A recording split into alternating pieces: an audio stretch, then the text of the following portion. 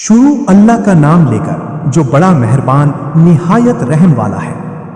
آپ نے فرمایا کہ اللہ کا فرمان ہے کہ وہ گائے کام کرنے والی، زمین میں ہل جوتنے والی اور کھیتوں کو پانی پلانے والی نہیں، وہ تندرست اور بے داغ ہے۔ انہوں نے کہا اب آپ نے حق واضح کر دیا۔ گو وہ حکم برداری کے قریب نہ تھے، لیکن اسے مانا اور وہ گائے ذبح کر دی۔ جب تم نے ایک شخص کو قتل کر ڈالا، پھر اس میں اختلاف کرنے لگے اور تمہاری پوشیدگی کو اللہ تعالیٰ ظاہر کرنے والا تھا۔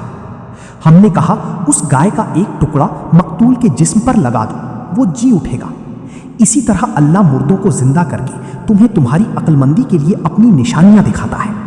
پھر اس کے بعد تمہارے دل پتھر جیسے بلکہ اس سے بھی زیادہ سخت ہو گئے۔ بعض پتھروں سے تو نہریں بہہ نکلتی ہیں اور بعض پھٹ جاتے ہیں اور ان سے پانی نکل آتا ہے، اور بعض اللہ تعالیٰ کے ڈر سے گر پڑتی ہیں، اور تم اللہ تعالیٰ کو اپنے اعمال سے غافل نہ جانو۔ مسلمانوں، کیا تمہاری خواہش ہے کہ یہ لوگ ایماندار بن جائیں؟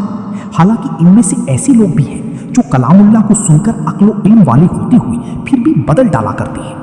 جب ایمان والوں سے ملتے ہیں تو اپنی ایمانداری ظاہر کرتے ہیں، اور جب آپس میں ملتے ہیں تو کہتے ہیں کہ مسلمانوں کو کیوں وہ باتیں پہنچاتے ہو جو اللہ تعالیٰ نے تمہیں سکھائی ہیں۔ کیا جانتے نہیں یہ تو اللہ تعالیٰ کے پاس تم پر ان کی حجت ہو جائے گی؟ کیا یہ نہیں جانتے کہ اللہ تعالیٰ ان کی پوشیدگی اور ظاہرداری سب کو جانتا ہے؟ ان میں سے بعض ان پڑھ ایسے بھی ہیں جو کتاب کے صرف ظاہری الفاظ کو ہی جانتے ہیں، صرف گمان اور اٹکل ہی پر ہیں۔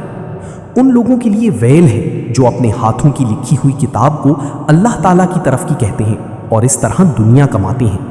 ان کے ہاتھوں کی لکھائی کو اور ان کی کمائی کو ویل، ہلاکت اور افسوس ہے۔ یہ لوگ کہتے ہیں کہ ہم تو چند روز جہنم میں رہیں گے۔ ان سے کہو کہ کیا تمہارے پاس اللہ تعالیٰ کا کوئی پروانہ ہے؟ اگر ہے تو یقیناً اللہ تعالیٰ اپنے وعدے کا خلاف نہیں کرے گا، ہرگز نہیں، بلکہ تم تو اللہ کے ذمے وہ باتیں لگاتی ہو جنہیں تم نہیں جانتے۔